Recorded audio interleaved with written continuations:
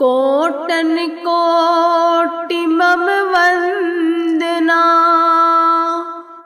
करुणा के आगार। परमारथ हेत जगत में, लिया संत अवतार। पथ प्रदर्शक बन जीवों के, आए दीन दयाल। शाश्वत आनंद शांति से, करने मालो माल। शाश्वत आनंद शांति से, करने मालो माल।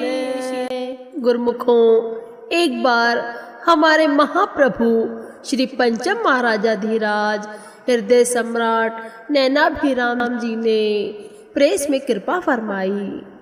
अपने परम प्रिय इष्ट देव को सम्मुख पाकर प्रेमियों के आनंद की सीमा न रही। कोई भजन गाकर अपने हृदय के उद्गार प्रकट करने लगता, तो कोई कविता सुनाकर श्री प्रभु जी का शुक्राना अदा करता। महाप्रभु जी ने अपने पावन वचनों में फरमाया, आज आप गुरुमुख जन कितने आनंदित और प्रसन्नचित्त दिखाई दे रहे हैं। यह खुशी और आनंद जो आपको प्राप्त हो रहा है, वह दुनिया की किसी बहुमूल्य वस्तु में भी प्राप्त नहीं हो सकता। संसार में यदि किसी को कोई बड़े से बड़ा धनवान मिल जाए, तो वह उसे धन संपदा दे देगा, मान सम्मान दिलवा देगा। यहाँ तक कि कोई अपनी कोशिश से किसी देवी देवता को प्रसन्न करके कोई रिद्धि सिद्धि हासिल भी कर लेगा। लेकिन यह खुशी और सच्चा आनंद जो कि जीव को महापुरुषों के चरणों में बैठकर प्राप्त हो रहा है, उनके दर्शनों से प्राप्त हो रहा है, श्री दरबार की निष्काम सेवा प्राप्त करके प्राप्त हो रहा है, वह किसी अन्य साधन से प्राप्त नहीं हो सकता। बाहर की प्रेसों में छपने वाली खबरों को पढ़कर दुख और अशांति के सिवा कुछ भी प्राप्त नहीं होता। लेकिन इस प्रेस में जो भी लेख छपते हैं, वे भक्ति से ही संबंधित होते हैं। यहाँ हर कार्यवाही का संबंध भक्ति से है। भक्ति से ही सुख मिलता है। जैसे कहा भी है, भक्ति सुख का मूल है, भक्ति सुख की खान। जाके हृदय भक्ति बसे, पावे पद निर्वाण, पावे पद निर्वाण। गुरुमुखों, आप सब भाग्यशाली हैं जो आपको श्री दरबार की चरण शरण प्राप्त और महापुरुषों की समीपता मिली हुई है। इसीलिए आप महापुरुषों की आज्ञा अनुसार अपने जीवन को सेवा भक्ति में लगाते हुए अपना लोक परलोक संवारे और अपने जन्म को सार्थक करें। इस प्रकार पंचम महाप्रभु जी ने अनेक बार प्रेस में कृपा करके सेवकों को सेवा का सौभाग्य प्रदान कर कृतार्थ किया। आनंद प्रिंटिंग प्रेस में मासिक पत्रिका के साथ साथ समय समय पर नई और पहले से प्रकाशित पुस्तकों के प्रकाशन की सेवा निरंतर चल रही है। महापुरुषों की प्रत्येक कार्यवाही अर्थपूर्ण होती है। उनकी सोच और अनुभव अति विशाल होता है। श्री दरबार में आनंद प्रिंटिंग प्रेस में छपने वाली पुस्तकों और मासिक पत्रिका आनंद संदेश को स्थान स्थान पर भेजने के लिए भक्तों की ओर से आनंद संदेश कार्यालय सेवा में रत था। श्री प्रभु जी ने आनंद संदेश कार्यालय का उद्घाटन किया।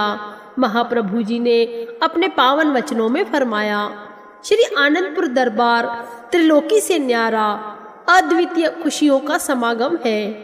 यहाँ जितने भी कार्य हो रहे हैं, ये सब महापुरुषों के पावन वचनों के अनुसार हो रहे हैं। इन वचनों की ताकत से ही यह दरबार दिनों दिन तरक्की करता जा रहा है। यह दरबार की निष्काम सेवा का फल है। जो भी इस दरबार की सेवा में संलग्न होता है, उसके रोम रोम में कुदरती खुशी की लहर भर जाती है। आम दुनियादार कोई भी कार्य अपने स्वार्थ के लिए करते हैं, परमार्थ के लिए नहीं। उस काम में मतलब परस्ती समाहित होती है। गुरमुख जन अपने इष्ट के लिए निष्काम सेवा में संलग्न रहकर सच्ची खुशी और आनंद हासिल करते हैं। इस लोक में भी खुशी और परलोक में भी खुशी प्राप्त करते हैं। आनंद प्रिंटिंग प्रेस में आत्मिक आनंद प्रदान करने वाले लेख, कथाएं तथा पुस्तकें छपती हैं, जिन्हें पढ़कर जीवात्मा आत्मविभोर हो उठती है। गुरमुख जन इस स्वाध्याय के साधन को देश विदेश में पहुंचाने की सेवा करेंगे, जिससे गुरमुख प्रेमी एवं जिज्ञासु इसे पढ़कर जीवन का सच्चा लाभ उठाएंगे।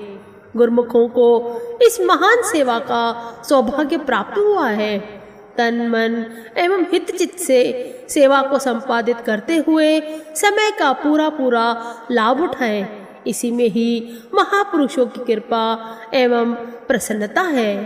श्री महाप्रभु जी की अनुकंपा से यह आनंद संदेश कार्यालय निरंतर सेवा में गतिशील है। गुरमुखों, सेवा का फल एक न एक दिन जरूर मिलता है। सेवा कभी व्यर्थ नहीं जाती। चाहे जितनी भी सेवा की गई हो, वह मालिक के दरबार में लिखी जाती है। चौथे पातशाही श्री गुरु महाराज जी, गुरु रामदास जी महाराज के समय अमृतसर श्री हरि मंदिर साहिब जी की सेवा चल रही थी। उस वक्त बहुत संगत सेवा कर रही थी। उस सेवा में उस समय का राजा भी सेवा के लिए आता था। गुरु साहिबान उस राजा को देखकर मुस्कुराते थे। ऐसा 3-4 दिन होता रहा। एक दिन राजा ने गुरु साहिबान से पूछा, हे सच्चे पातशाह, आप हर रोज मुझे देखकर मुस्कुराते क्यों हैं? तब गुरु साहिबान ने बड़े प्यार से राजा की तरफ देखा और उन्हें एक छोटी सी साखी सुनाई। हे राजन, बहुत समय पहले की बात है। एक दिन संगत इसी तरह सेवा कर रही थी, पर उस सेवा में कुछ दिहाड़ी मजदूर भी थे।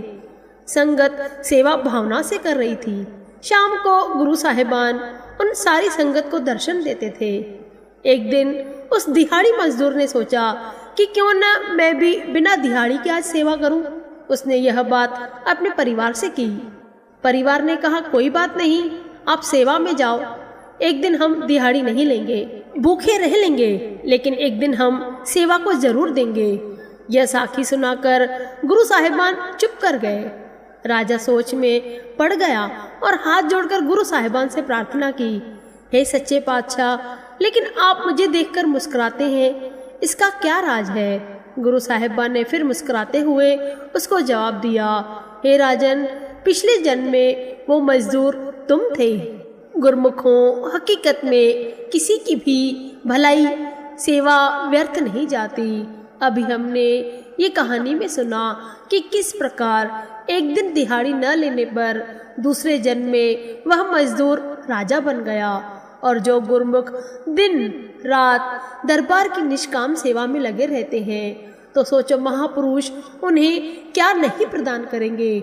उन्हें तो समस्त लोगों की रिद्धियां सिद्धियां भी हासिल हो जाती है। महापुरुषों की जीव पर जब रहमत बरसती है, तो गुरमुखों के लिए कोई भी चीज, कोई भी कार्य, कोई भी पदार्थ पाना कठिन नहीं होता, क्योंकि महापुरुष स्वयं आकर उन गुरमुखों के जो दरबार में निष्काम सेवा करते हैं, उनके कार्य संवारते हैं और जीवन में उन्हें खुशियां ही खुशियां देते हैं। बोलो जयकारा, बोल मेरे श्री गुरु महाराज की जय।